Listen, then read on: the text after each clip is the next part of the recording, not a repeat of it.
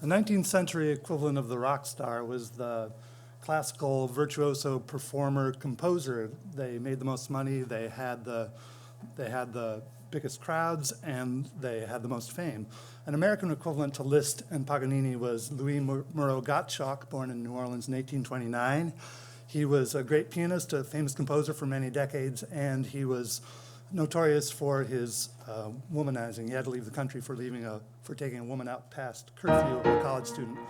And he's famous now for his music, Anticipated Ragtime. When I first heard this piece, I thought, wow, it sounds like ragtime. It sounds like Joplin, 45, 50 years before the fact. He also was the first European or Euro-American composer to use African drums in concert music. When I heard this, I thought, wow, it's like the Cuban Overture of Gershwin, 7 years before the fact. Gottschalk was always careful to name his sources: Cuban music, African-American music, Puerto Rican music.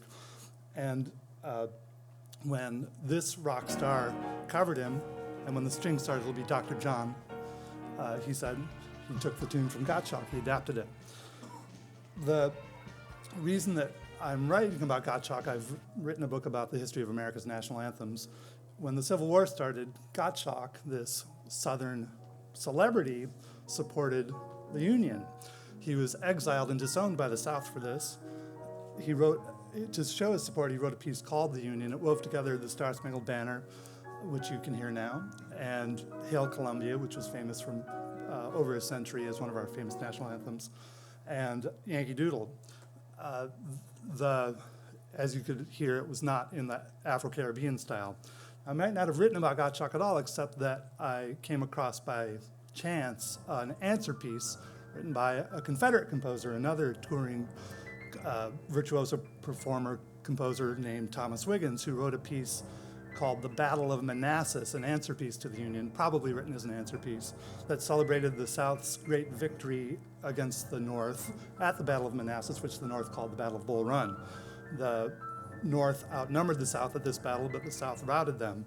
The piece is famous because it introduced new techniques, the technique of the tone cluster, and like Gottschalk's piece, it wove together national anthems from the South. He added the Marseillaise and Dixie. The tone cluster was later famous in 20th century music of Henry Cowell and other avant-garde Euro-American and European composers. Gottschalk used the tone cluster to depict the canon of battle, and he put a note on the score. He used the Greek letter phi. The canon is played by striking with both hands if both are at liberty, if not, with the left hand alone and with the flat of the hand, as many notes as possible and with as much force as possible at the base of the piano. This sign, the letter phi, will indicate when the canon is to be used. Now, you will note that he used it to accompany the Star-Spangled Banner to show the North being routed by the South, and the use of cannons anticipates another famous 20th century piece of music, Jimi Hendrix's version of the Star-Spangled Banner.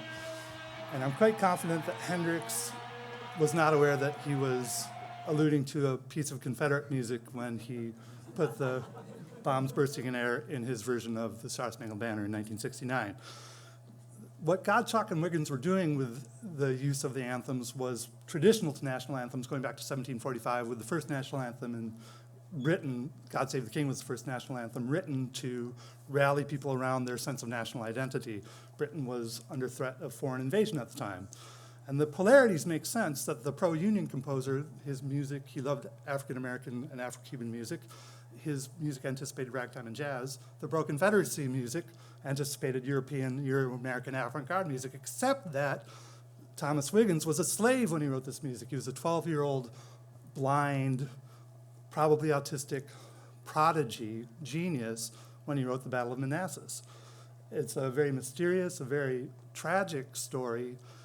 Because he was autistic, we have very little sense of his inner life, and he gave no, except as through his music, and he gave no sense that he objected to his treatment, that he objected to raising money for the Confederacy and making a fortune for his owners, and after emancipation for his owner's family, who continued to control his career until his death.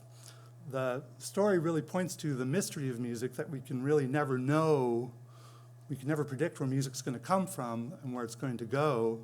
and what it might have meant to the people making it, and what it can mean to us. Thank you.